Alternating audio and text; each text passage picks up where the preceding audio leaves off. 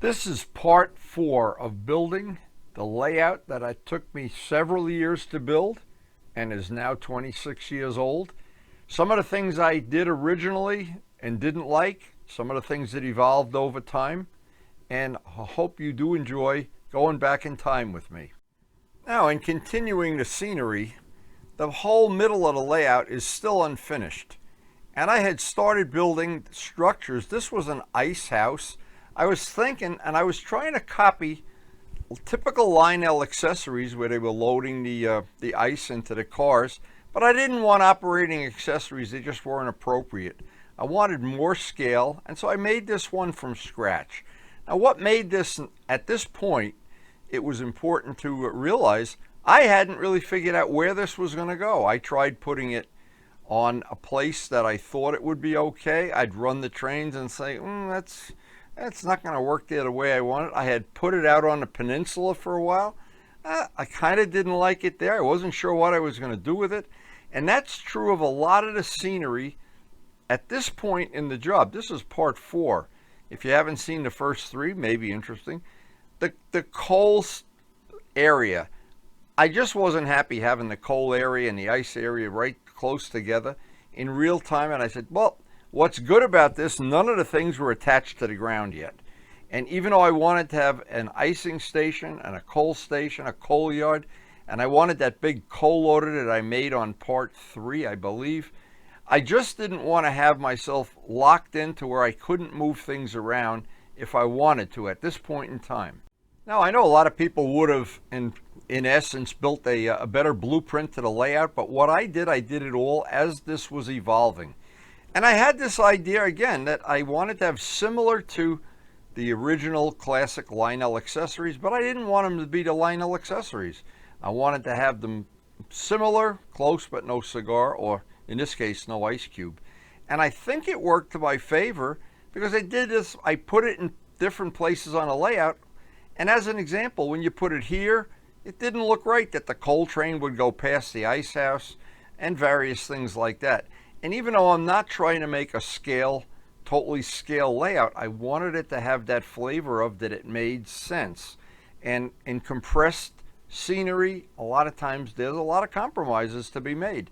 Now, in this case, what helped me a lot was running the trains and uncoupling them and coupling them and moving them around and saying, well, even though I love the ice house, I spent a lot of time making it, I had to find a different spot on a layout for it to be permanently there. Because what I wanted to do, I wanted to push coal cars back up to where the coal ramp was, and I know I was going to not be happy with the ice depot there, so I moved it, and I had to keep my mind open for possible changes. Now, because I had built a lot of layouts in the past, and some of them were pretty temporary, and I'd be real unhappy with them very quickly into creating them, I really wanted to get everything right on this right from the get-go. And again, it seemed to have stood the test of time, but the ice house just didn't work out there. And I tried to, and many times I'd try to convince myself that's my best place, and back and forth and back and forth.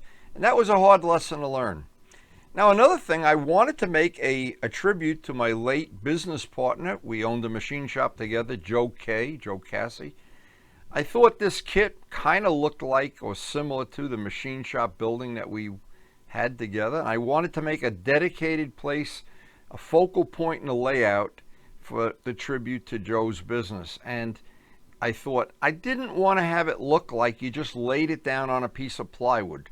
So I put a piece of foam, I think it was 1/2 inch foam, or maybe it was 3/4 inch. I wanted it to be raised up, and I wanted to landscape around it. Again, this is the one thing, if you can get from the set of videos that I'm putting out there about this layout, the one thing is how I tried to be flexible right to the last minute. I moved that around, I traced out a tentative road. I wanted the road and the building to be raised up, not have the look of a piece of plywood with just things stuck on it. And in the past, I had fallen into that trap where you could just look at it and tell it was a piece of plywood. I didn't like that. So once I landscaped around it and put some rocks around it and tried to make it look a little more realistic. I tried to do what I did with the lake. Tried to get the lake to be three-dimensional, get it the shape and size I was happy with, and the height I was happy with, before I actually went into painting it and painting the rocks and moving on to the next step. And I tried to make it match, because in compressed scenery, you can't be in Wyoming and New Jersey at the same time. So I really was pretty fussy about this. And when I got done with it and I looked at it and it was landscaped in and it matched the mountains, and I had the spot that I wanted to have that building, the kit was very easy to build, a plastic kit, but I wanted to have this a main road that ran at an angle to the layout edge. That was so important. I didn't want to have it at a 90-degree angle where it would start to look like a Christmas tree layout. I wanted everything on this layout is on an angle or an edge. All of the landscaping was done with plaster, and once it was all painted and finished, and this part of it, as I'm looking back, and I am so glad I shot all this video, and this part of it was very, very time consuming. Sometimes when you look at a layout, you think, wow, that guy probably did that in one afternoon, or he had a crew of guys come over, all his friends helped him. Probably 99% of this I did, just went up to the attic, took out the paint, the plaster, the glue, and just spent hour after hour laying this out. But every time I do it, I'd look at it from every possible angle. And even as far into this as we were right now, I was still not happy with the ice house being there. But that problem got solved years later, or not years later, a lot later. And once I got this painted and I saw that it looked three-dimensional, I wanted that three-dimensional look. And I wanted the roads. It was important to me, because I always thought it's so important in high rail that the road goes over and it doesn't draw your attention to the fact that the tracks are higher than they really are. When you build a road up to the top of the track, it kind of makes that disappear and you can roll a car over it. And once I took out some of my collection of cars, and I have collected them for many years, I started to realize this road was going to be a much more of a focal point than I originally thought it would be, and I'm glad I spent the time to do it. Building the building was just a lot of fun. It brought back a lot of memories. Getting this right, super time consuming. And the nice thing about foam, it goes very quickly, and if you don't like it, you just take out the spatula and take it off. Landscaping it to match the mountains in the back, so important. I wanted it to have that look that it was all done at the same time, even though it was done in segments. And I took many photos and took a lot of video, and I thought at some point in time, maybe I'll want to, create a movie or a video or whatever. This footage has sat in my vault, let's leave it at that, for over 20 years. So I'm hoping you're kind of enjoying seeing how this layout evolved. Now, a lot of times what would happen to me is, and it happened more often than not, I'd be working on one thing like the road, and my mind would start drifting off. What am I going to do with that piece of real estate? What am I going to do with that? Make a parking lot. What am I going to do with beyond there? What am I going to do by the lake? And I'd make a little list of things I wanted to address and what kind of sequence I wanted to do them in. And the peninsula still was one of the things I was real unhappy with. The ice house, not happy at all. And I was happy the way the roads worked out. I was busy virtually every night detailing some little part of the layout, trying to make it look like what I had envisioned. From the Gargraves track, I used all the extra ties to make it more realistic. I wound up buying garbage trucks, loaders, these yellow vehicles that are dumpsters and forklifts, and just everything. Every time I'd go to a train show with Arnie Haber, and we were going about every other week at this point in time, and we'd just come back with a shopping bag of stuff for the layout. And what happened? This was evolving on a daily basis, and every time somebody'd come over, they'd say, "Oh God, I got an idea. Why don't you do that?" And most of them, I used the ideas. But what helped with the patience was at the end of every work session, I'd at least be able to run the trains.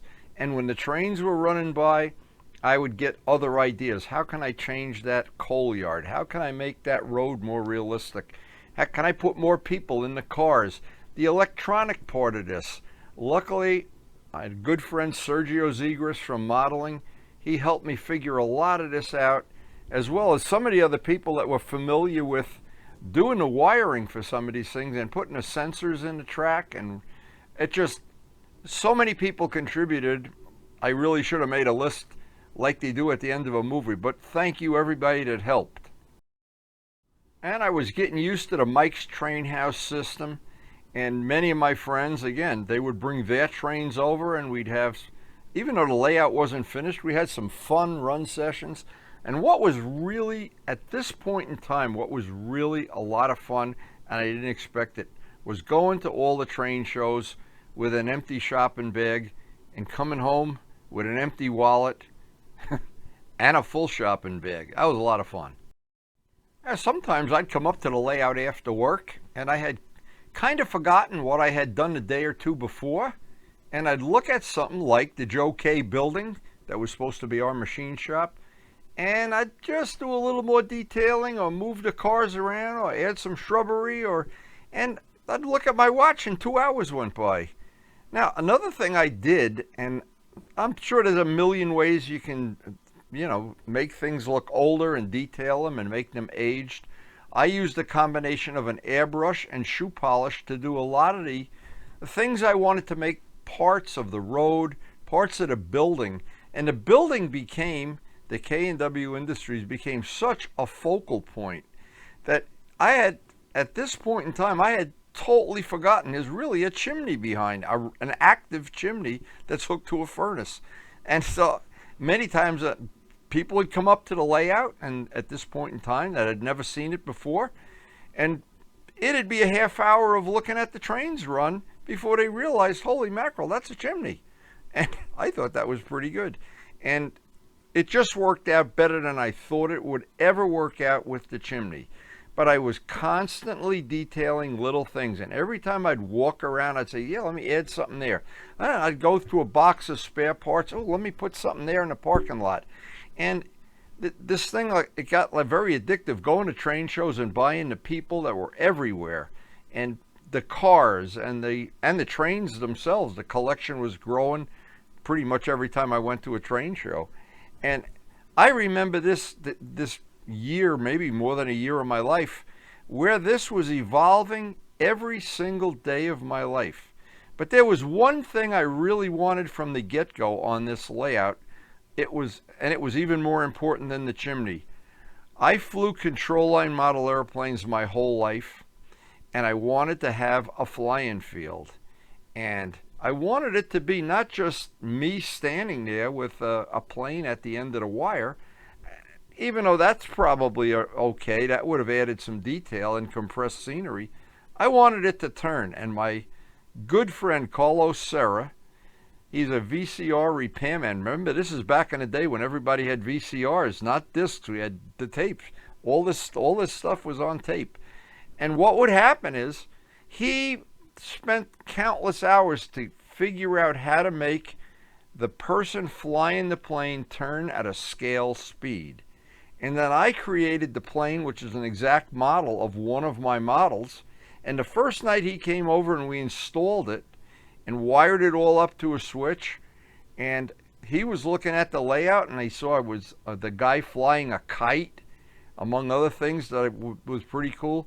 The electronics that Sergio Zegras had helped me with, and to be honest, Carlos was pretty impressed, and he's a very, very talented modeler. So he had given me some other ideas for the layout, and in the course of eating a couple of pizza pies and drinking some soda, we came up with some superb ideas. And Carlos followed through on them, and we had what ultimately wound up, now see the model, I haven't built the model yet, but he's going at the scale speed of a normal control line plane.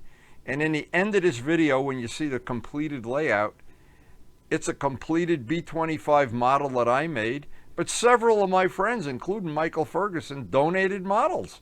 And so one of the things I did all throughout the video, I had my airbrush. And because I have an air tank running the switches, it was very convenient. I always had an air supply. It was very convenient, in fact. And so I wanted to airbrush in the windows. I wanted to airbrush. Oh, there were just so many little details. At this point in time, it was like every day I'd see something else I wanted to detail, and it never ended. In fact, at 26 years later, it hasn't ended yet. And I'd be always looking at something I could make just a little more detailed or a little bit better or a little bit more in keeping with my original vision. And every time, it's just hard to explain to people. When something evolves over so many years, you look back like I am right now and you think, how did I ever accomplish this? Holy mackerel, this was, in every way you could measure it, a true labor of love. And I mean a labor of labor. It consumed so many hours of my life, and all these years later, it's been 26 years, I still enjoy, my grandson enjoys running the trains, my friends do, and we have really, really gotten our money's worth. Now, this is the end of part 4. I know this has been a long time, but this was a lot of hours of my life. And again, I've said it many times, I'm so glad I have these pictures, photos, and video to share. I hope you do enjoy it. Maybe get some ideas for your layout if you're building a layout, or inspire you to build one. But the best thing of having a layout, there's nothing better than just being able to have your friends over and run the trains. And I don't want to wait any longer. I'm going to tack on some, but there are many videos on our channel of the trains running. Enjoy the trains.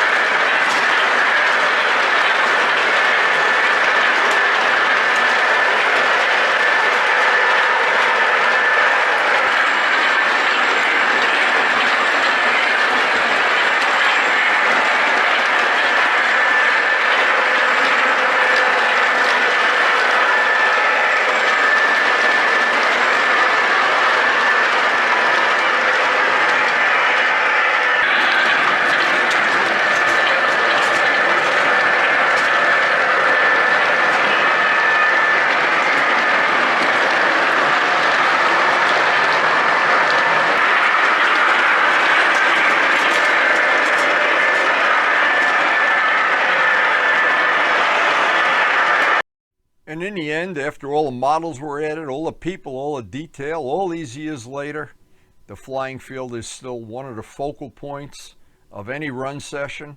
And again, thank you, Carlos Serra. That is, and carving that B-29 from a piece of balsa wood and finishing it, another labor of love.